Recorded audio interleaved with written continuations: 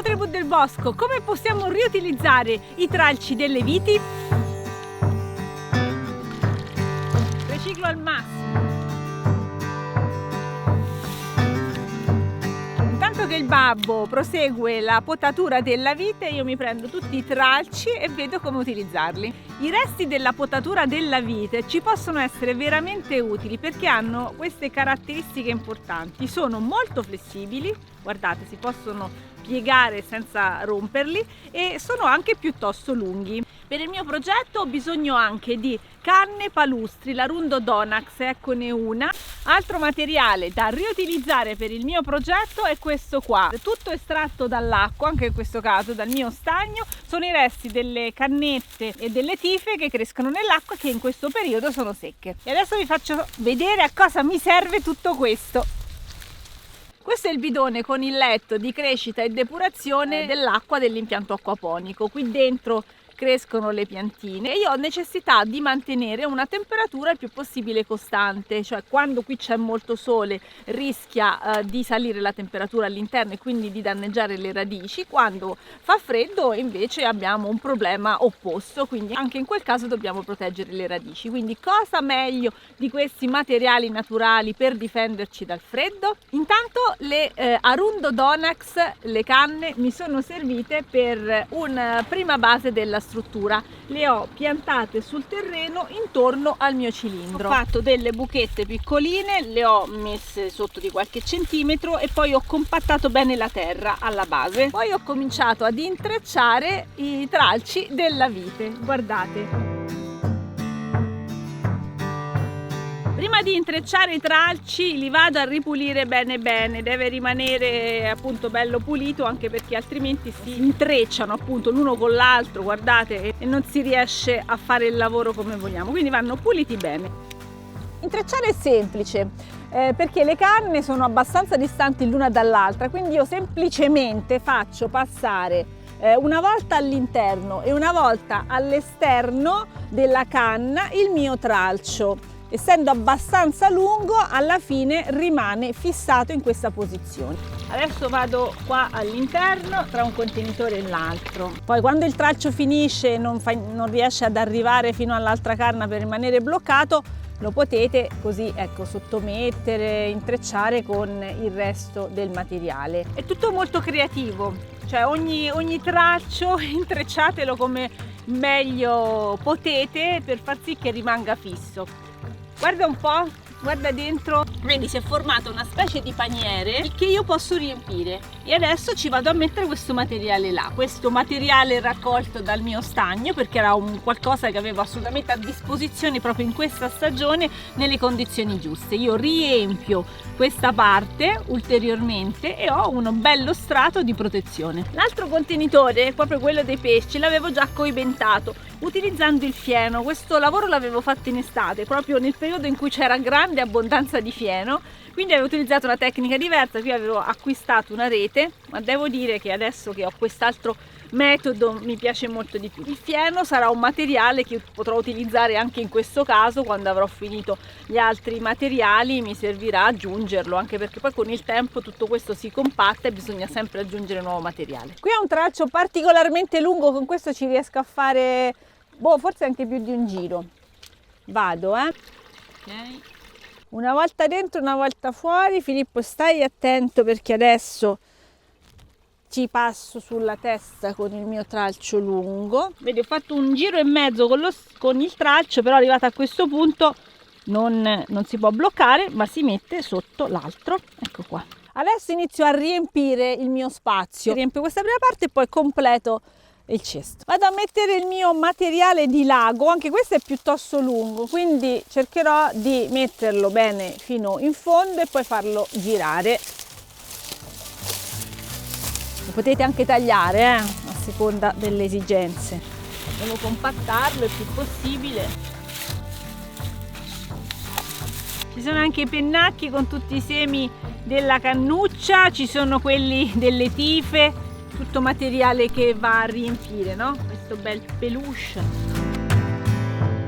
Visto che ricchezza nello stagno, guarda che produzione di materiali utili. Vedi quante cose utili ci dà la natura? Non abbiamo mica bisogno di andare sempre a comprare tutto, utilizzare la plastica, il metallo che inquina. Ci possiamo organizzare.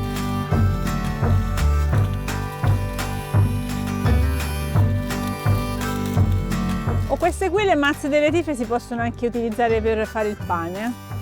Devo ancora provare, lo farò presto, vi faccio sapere.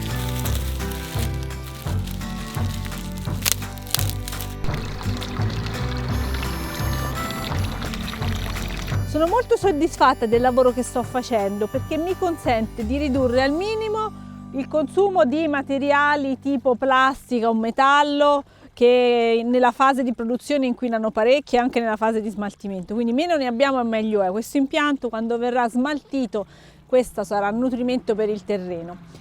Questa struttura qui in plastica c'è, però questa abbiamo in vetroresina e questa in plastica. In questo modo però andiamo anche a allungare la vita di questo materiale, perché sarà più protetto, non sarà aggredito dal sole e durerà più a lungo. Già tutto l'impianto di acquaponica era stato concepito con materiali di riciclo, quindi nessuno di questi è stato acquistato appositamente per, ma erano tutti materiali che abbiamo raccolto, che avevano un'altra destinazione e stavano diventando rifiuti. Altro carico, proseguiamo il riempimento. Questi materiali sono veramente utili nell'orto per tante cose. Per esempio, sempre con cannucce e tralci di vite potete fare dei piccoli recinti per delimitare i vostri spazi o per contenere dei materiali. Questo tipo di coibentazione vi potrebbe servire per dei contenitori dell'acqua. Per esempio, avete delle raccolte d'acqua che non volete far scaldare troppo. Basta ingegnarsi e guardarsi intorno.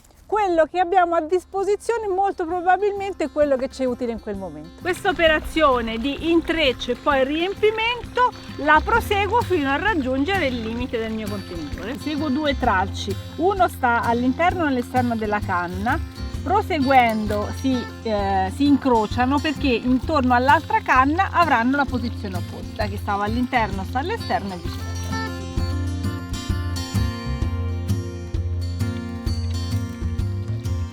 Non si buttava niente, si usavano le fascine, si mischiavano con le altre potature, si bruciava il fuoco, non si bruciava niente sul campo, tutto serviva per scaldarsi durante l'inverno.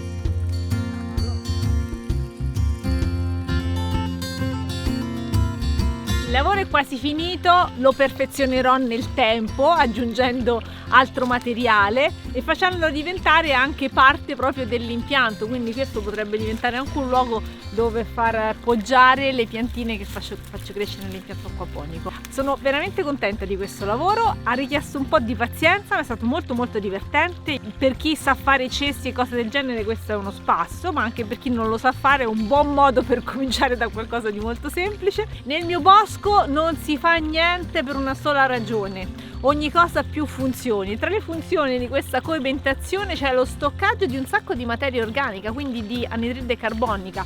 Sto facendo una piccola riserva di qualcosa che non tornerà in atmosfera, ma per un po' resterà nel mio sistema, poi dopo un po' di tempo tornerà alla Terra. Quindi abbiamo anche trattenuto, conservato CO2.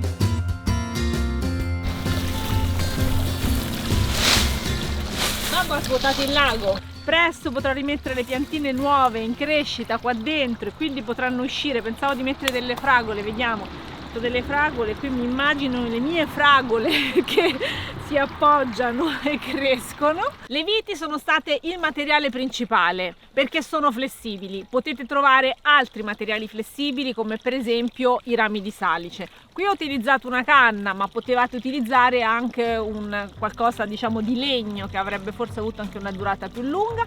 Ho riempito con il materiale che ho recuperato dallo stagno, ma potete utilizzare fieno e foglie, insomma altri materiali naturali. Quindi avete tante possibilità, con questi stessi materiali potete anche creare cose completamente diverse. Questo video l'ho fatto perché ci tengo ad un messaggio, far capire che abbiamo molte più risorse di quanto non crediamo, anche senza dover ricorrere a materiali costosi che hanno anche richiesto tanto inquinamento, tra virgolette, per produrlo. Quindi ricicliamo, usiamo il più possibile le cose della natura e avremo anche cose molto più belle forse di quelle artificiali. Filippo, fai vedere nel dettaglio come ho fatto l'intreccio, voglio sapere cosa ne pensa la tribù del bosco di questo lavoro. Si poteva fare sicuramente meglio, la prossima volta mi venite a aiutare, fatemi sapere e anche fatemi vedere i vostri lavori del genere, perché è veramente bello poter condividere questo tipo di attività. Utilizzare le mani tra l'altro fa benissimo anche al cervello. Grazie di aver visto il video, mettete un bel like, condividete, iscrivetevi anche agli altri canali, ci vediamo presto. Ciao!